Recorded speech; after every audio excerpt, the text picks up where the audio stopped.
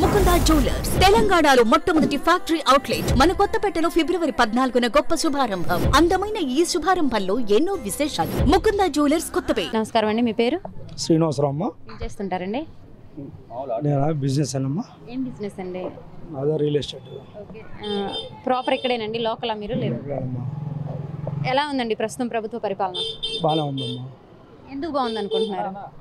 అభివృద్ధి కానీ, రోడ్ల అభివృద్ధి కానీ, పథకాలు కానీ, పిల్లల చదువుల విషయంలో కానీ అన్నింటిలో కూడా పేదవారికి, పెద్దలకి వితంతు పెన్షన్లు కానీ అన్నీ కూడా జగన్ గారు చెప్పినట్టుగా ఇస్తున్నారు కాబట్టి బాగుందమ్మా. అసలు మీరు రోడ్ల అభివృద్ధి అంటున్నారు, అసలు రోడ్లే వేయలేదు ఈ ప్రభుత్వం వచ్చిన తర్వాత అంటున్నారు కదండి. 2 అడుగులు వేస్తే ఈ పక్కనే చూపిస్తానమ్మా. రోడ్లు వేసారో, ర్యాంపులు వేసారో.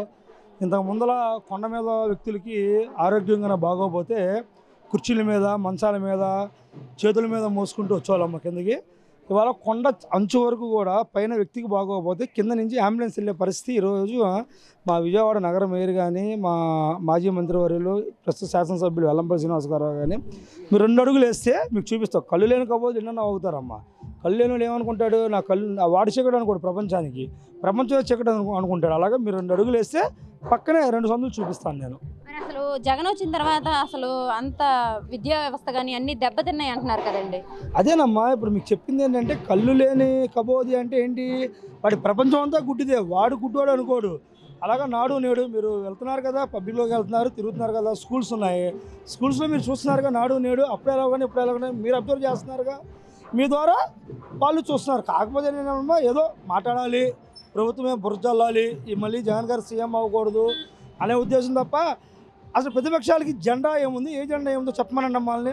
ఎందుకంటే నెక్స్ట్ మేము ఎన్నికల్లో ఇంతకంటే ఎక్కువ పథకాలు ఇస్తామని చెప్తున్నారు కదండి. అదే కదమ్మా, ఇప్పుడు జగన్ గారు 3000 పెన్షన్ ఇస్తున్నారు, పిల్లలకి 15,000 రూపాయలు అమ్మఒడి వేస్తున్నారు.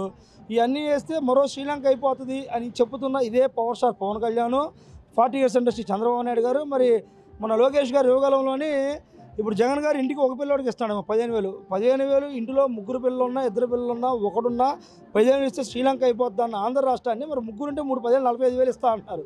ఎవడో బాబు గారు సొమ్మిస్తారమ్మా?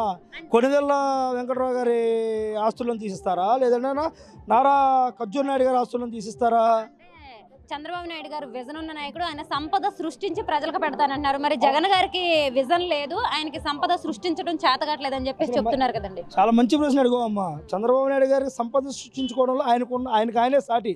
2 ఎకరాల ఆస్తి ఆ భూస్వామి అయిన చంద్రబాబు నాయుడు గారు ఆ 2 ఎకరాల్లో కూడా ఎకరం వాళ్ళ తమ్ముడు రామూర్తి నాయుడు గారు వాటా ఉన్న చంద్రబాబు నాయుడు గారు 2 లక్షల కోట్లకు అధిపతి అయ్యాడు. ఎలా అయ్యాడు? సంపద సృష్టించుకోగలిగే తెలివితేటలు ఉన్నాయి కాబట్టి అయ్యాడు. సింగపూర్లో హోటల్స్ కానివ్వండి, వాళ్ళ అమరావతి ఉందమ్మా, ఒక సచివాలయం కట్టుకోవడానికి ఎంత కావాలి? మనిషి బతకడానికి 200 గజాల స్థలం చాలు. ఒక రాష్ట్రాన్ని పరిపాలించడానికి సరిపోయే సచివాలయం కట్టుకోవాలని ఎన్ని ఎకరాలు కావాలమ్మా? 3,000 ఎకరాలు అయితే ఎక్కువ, 33,000 ఎకరాలు. ఎవరి కోసం?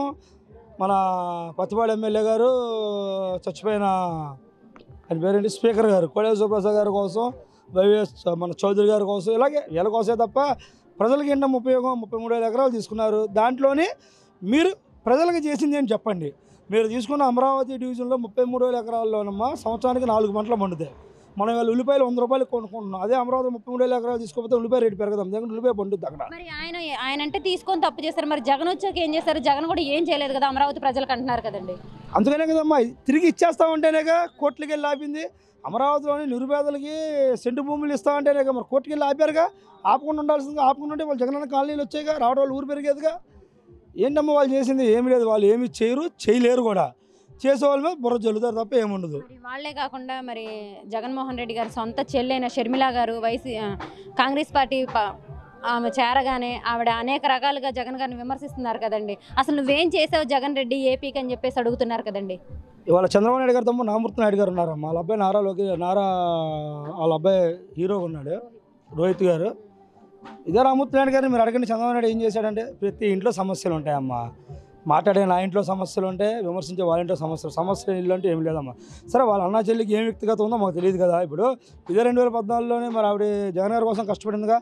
వాళ్ళు ఎందుకు వద్దు అంటుంది అనేది మేమైతే విమర్శించాము. దేనికంటే మా రాజన్న బిడ్డ, మా జగన్ అన్నకి సోదరి.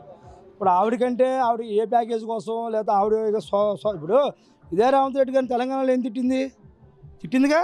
అది ప్రపంచం అంతా చూసారు, ప్రపంచం 2 రాష్ట్రాలు చూసినాయి, తెలుగు రాష్ట్రాలు. మరి ఇవాళ వచ్చి జగన్ గారిని విమర్శిస్తున్నట్టు ఏమంటారు? ఒక్కసారి మనం ఒక మనిషి వైపు ఒక ఏళ్ళు చూపిస్తే 4 ఏళ్ళు మన వైపు చూపిస్తాం. ఆ జ్ఞానం ఉంటే ఆవిడ అందో సరే నువ్వు ఏ పార్టీలో ఉన్నావు ఉండు తప్పేం లేదు నీ పార్టీని కోసం మాట్లాడుకొని జగన్ గారిని విమర్శిస్తే 2024లో చూపిస్తారు. ఒక్క నెల 15 రోజుల్లోనే చూపిస్తారు. తెలంగాణలో ఒక అవినీతివంతుడిని గద్దెదించాను, మరి ఎక్కడ కూడా సేమ్ అదే జరుగుద్ది, అదే రిపీట్ అవుతుందని చెప్తున్నారు కదండి ఆవిడ. అదేనమ్మా నేను చెప్తుంది కూడా అదే, అవినీతివంతుని గద్దె దింపామని చెప్పి. ఇప్పుడు ఓ మాట తెలంగాణలో రిజల్ట్ తీసుకుందాం అమ్మా. హైదరాబాదు రంగారెడ్డి సంగారెడ్డిలో సెటిలర్సే కదా అక్కడ ఎందుకని కాంగ్రెస్ గెలవలేకపోయింది? నిజంగా అక్కడ పరిపాలన బాగోకపోతే అవినీతి ఉంటే అక్కడ అసలు ఎందుకని ఒక్క సీటు కూడా గెలవలేకపోయింది? ఈవిడ పోటీ చేయాల, కాంగ్రెస్ సపోర్ట్ చేసింది అక్కడ, ఒక సీట్ ఎందుకు గెలవలేకపోయింది? గెలిపోవడంలోనే మనం దింపితే దిగేయి మనం పెడితే వచ్చే కాదమ్మా, ఈ ప్రజలే చూసుకుంటారు. వాటి గురించి మనం అయితే డిస్కషన్ వద్దు. కాకపోతే ఏంటంటే ఇప్పుడు 14లో నచ్చిన 19లో నచ్చిన అన్నయ్య 24 ఎందుకు నచ్చలా? అదే వాళ్ళ వ్యక్తిగతం, వాళ్ళ ఆస్తి కాదు అలా అవనివ్వండి, లేదా ఇంకోటి మేము అంటాం అమ్మా. అనిల్ గారు ఒక కొండ అడిగాడంట వైజాగ్లో, ఏమన్నారు జగన్ గారు, దాని మీద ఆవిడ యాంటీ అయింది అంటాం. అయిపోద్దా? అవ్వదు కదా, అంతేనమ్మా. మరి దీన్ని చూసి మరి చంద్రబాబు నాయుడు గారు అయితే ఏంటి, పవన్ కళ్యాణ్ గారు అయితే ఏంటి, మరి తల్లికి చెల్లికి న్యాయం చేయలేని వాడు ఏపీ ప్రజలకి ఏం చేస్తాడు అని చెప్పేసి అంటున్నారు కదండి. పార్టీ దినోత్సవంలో తల్లి వచ్చింది.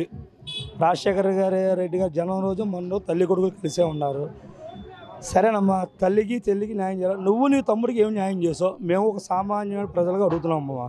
నువ్వు నీ తమ్ముడు రామూర్తి నాయుడికి ఏం చేసావు? మాకు తెలిసి ఈ మధ్యకాలం లేదో వాళ్ళ మరదలంట లాస్ట్ ఆవిడ ఎవరు హైదరాబాద్ ఊరేసుకొని చచ్చిపోయిందంట. ఏదో వాళ్ళ డబ్బు ఏదో వ్యాపారాల్లో పెట్టి నారా లోకేష్ ఆ డబ్బులే అడిగితే ఇవ్వంటే ఆమె ఊరేసుకొని చనిపోయిందంట. అది పబ్లిక్గానే అది బయటపడింది.